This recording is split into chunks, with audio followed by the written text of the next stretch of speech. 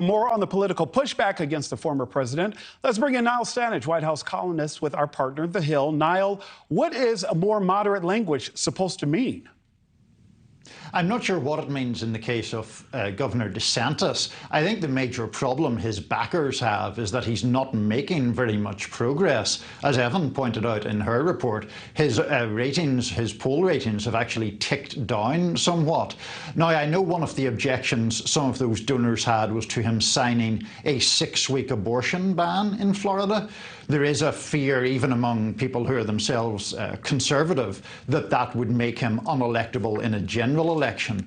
But Ron DeSantis is so associated with the battle against what he terms wokeness. He talks about his own state being where woke goes to die. He has been centrally involved in a lot of controversies, so I don't know what a more moderate course looks like in his case. Well, chief among them also, we can't ignore the fact that, the controversy over the history of slavery also. Republican presidential hopefuls took some of their biggest verbal jabs yet against Donald Trump. One of the most vocal being former Congressman Will Hurd. Let's play his soundbite, and I want your reaction on the other side.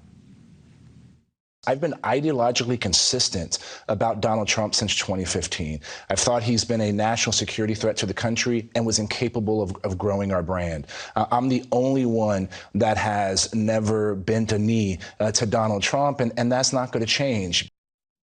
Well, never bent a knee, not going to change. Will we see more Republicans come out with statements like this as Trump's cases proceed through the courts, Niall, or will this not help them steal away any of his votes?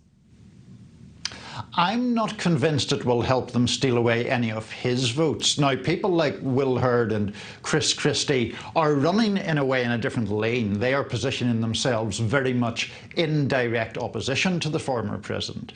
Now, the problem with that in the Republican primary is Republican voters have an overwhelmingly positive impression of the former president.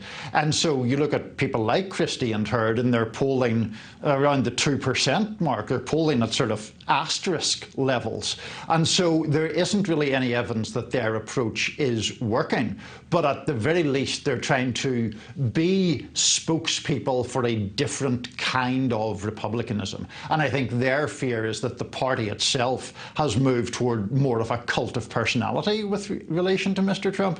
They're trying to set their faces against that. Now, I have one more question for you before I let you go. Mr. Pence said Trump was always wrong about his ability to change the outcome of the election. And the Trump campaign ad attacking Biden and prosecutors. Now, Mr. Pence says he has no plans to testify, but will if he's called. Do you see this happening now?